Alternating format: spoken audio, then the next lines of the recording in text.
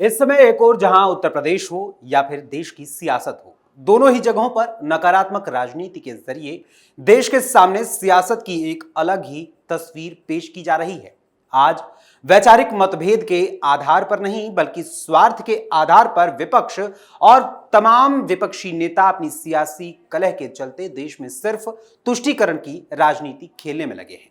चाहे वीर राणा सांगा पर अभद्र टिप्पणी करनी हो, बाहरी आक्रांताओं का महिमा मंडन करना हो, गौशालाओं के बारे में दुर्गंध आने की बात कहनी हो या फिर मुस्लिम तुष्टीकरण के लिए महाकुंभ पर भी हमला बोलना हो, हर तरीके से विपक्ष खास करके समाजवादी पार्टी और कांग्रेस के नेता अपनी बयानबाजियों में लगे हुए हैं।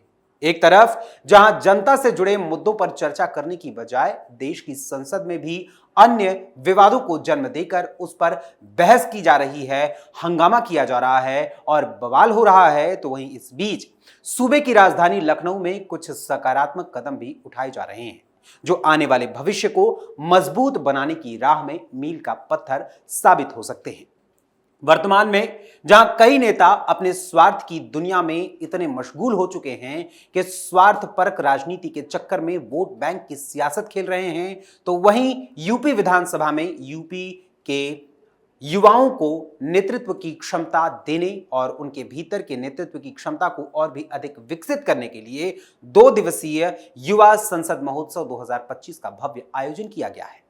और इस आयोजन में कैसे सीएम योगी आदित्यनाथ ने युवाओं को राष्ट्रीय अखंडता और नेतृत्व क्षमता और साथ ही संप्रेषण कौशल के साथ साथ मूल मंत्र को भी दिया है, आपको बताएंगे विस्तार से हमारी आज की स्पेशल स्टोरी में।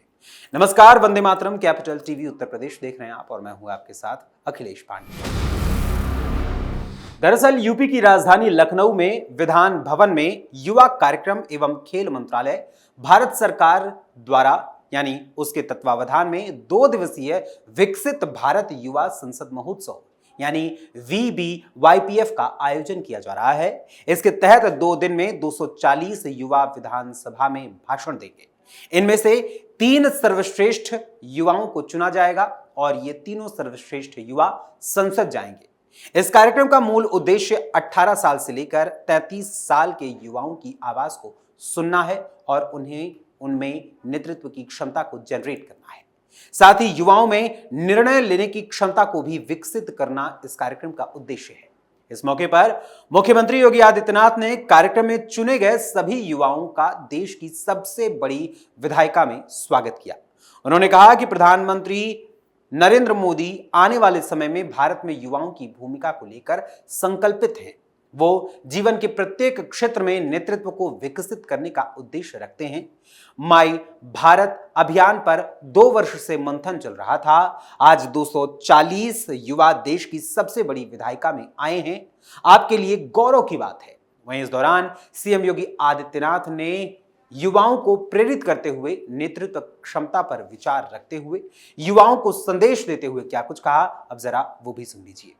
जब हम लीक से हट करके कुछ नया करते हैं, कुछ अच्छा करने का प्रयास करते हैं, कुछ अतिरिक्त करने का प्रयास करते हैं, तो वह लोगों के लिए, सामान्य जन के लिए, समाज के लिए एक प्रेरणा बन जाती है और लोग उसको हाथों हाथ लेकर के जब सम्मान देते हैं तो वह एक नेतृत्व उस क्षेत्र में जो विकसित किया गया वही एक लीडर का गुण होता है।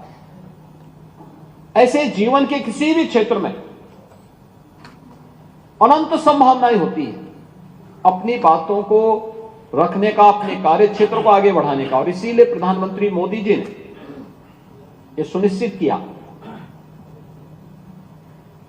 कि देश की पूरी व्यवस्था का संचालन होता है एक संविधान से। हम कानून कोई भी बनाते हैं, भारत का संविधान हमारे सामने होता है। भारत का संविधान 26 नवंबर 1949 को बनकर के तैयार हुआ। उसका जो ड्राफ्ट था वह बाबा साहब डॉक्टर भीमराव अंबेडकर ने भारत की संविधान सभा को सौंपा था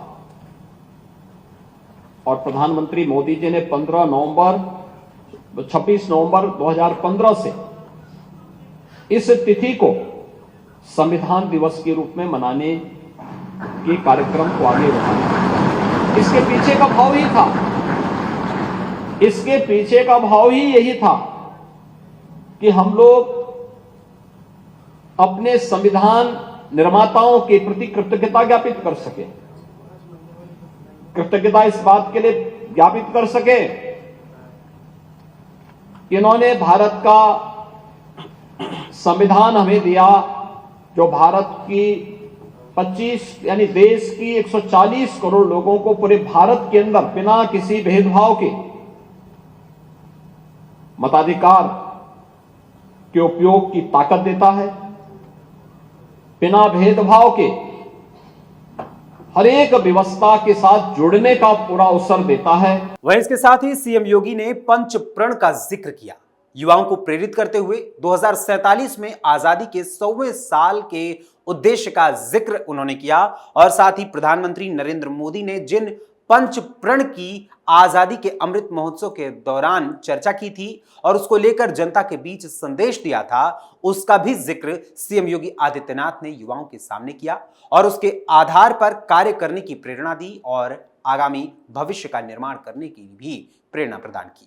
भारत का संविधान अगर हमें मौलिक अधिकार देता है तो हमें हमारे मूल कर्तव्यों के प्रति भी एहसास कराता है और उन मूल कर्तव्यों के प्रति एहसास कराने के लिए आजादी के अमृत महोत्सव वर्ष में प्रधानमंत्री मोदी जी ने देशवासियों के सामने रखा था, एक विजन रखा था, एक विजन डॉक्यूमेंट 25 वर्ष का, कि देश जब 2047 में अपनी आजादी का शताब्दी महोत्सव मना रहा होगा, 100 साल की यात्रा अपनी पूरी कर रहा होगा आजादी की, तब कैसा भारत चाहिए? तब कैसा भारत चाहिए? एक विकसित भारत। विकसित भारत की उस परिकल्पना को साकार करने के लिए हमारे स्तर पर क्या प्रयास होने चाहिए? हमारे स्तर पर प्रयास होने हैं हर नागरिक के लिए पंच प्रण की बात प्रधानमंत्री मोदी जी ने की और ये पंच प्रण ही जिसमें विरासत के सम्मान से लेकर के अपने अपने कर्तव्यों के निर्वहन करने तक अलग अलग क्षेत्र से जुड़े हुए कार्यों को, किसी के साथ भेदभाव नहीं करना है, अपने विरासत का सम्मान करना है, अपने कर्तव्यों का पालन करना है। अलग अलग क्षेत्र में जो 5 प्रण प्रधानमंत्री मोदी जी ने आजादी के अमृत महोत्सव वर्ष में देशवासियों को दिलाए थे, वे पंच प्रण इसके आधार बनेंगे और उस पंच प्रण की आधारशिला को आगे बढ़ाने के लिए युवा शक्ति को हमें जागरूक करना होगा, क्योंकि जब ये देश अपनी आजादी का अमृत महोत्सव में वर्ष मना रहा होगा तब आपकी उम्र वह होगी जो आज हमारी उम्र है। उन स्थितियों में आपके हाथों में नेतृत्व होगा, जीवन के अलग अलग क्षेत्र का नेतृत्व होगा, कोई विधायिका के माध्यम से होगा, कोई कार्यपालिका के माध्यम से होगा, कोई न्यायपालिका के माध्यम से होगा। किसी के पास जीवन के अलग अलग क्षेत्र में नेतृत्व के गुण विकसित हो रहे होंगे और याद रखना, नेतृत्व का गुण विकसित होने के लिए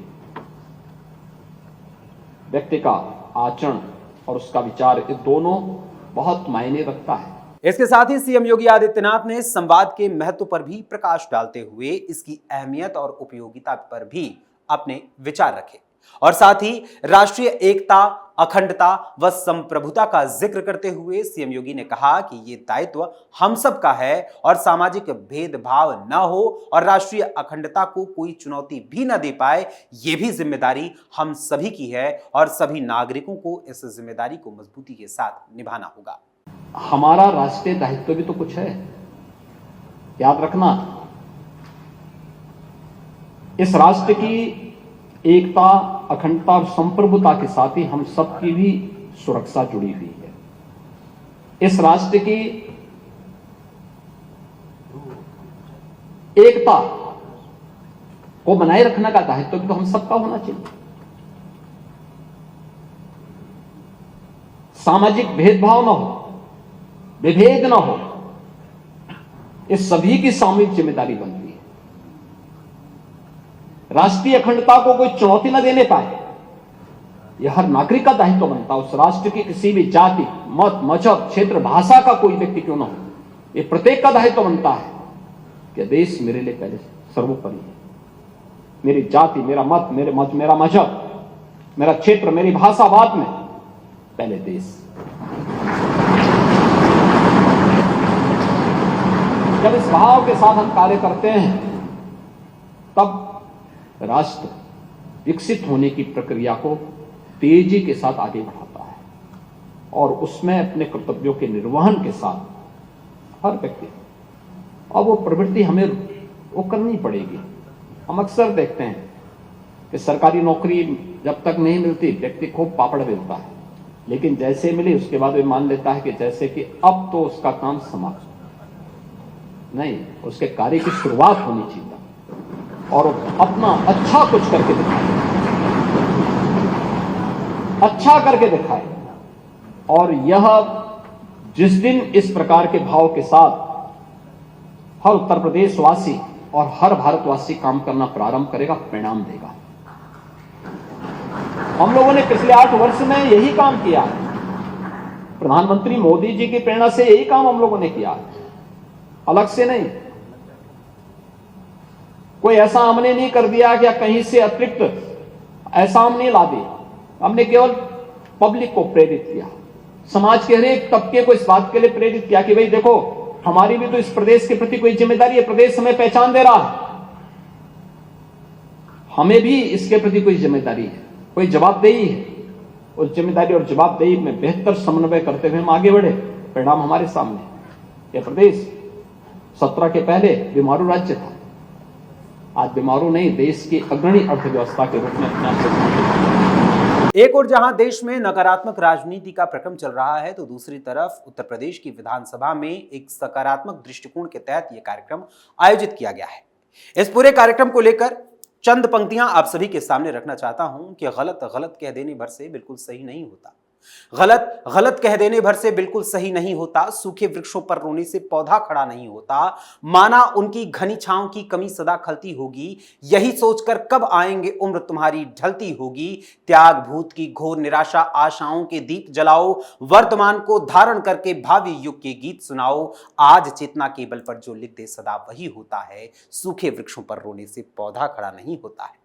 फिलहाल जिस तरीके की शुरुआत एक की गई है सूबे की राजधानी लखनऊ में विधानसभा में, उस पॉजिटिव शुरुआत पर आप सभी का क्या विचार है, हमें अपने कमेंट्स के माध्यम से जरूर बताइएगा। फिलहाल अभी के लिए आज की इस स्पेशल स्टोरी में बस इतना ही। फिर मुलाकात होगी किसी और खबर, किसी और मुद्दे के साथ। तब तक के लिए मुझे अनुमति दीजिए। धन्यवाद। जय हिंद, जय भारत।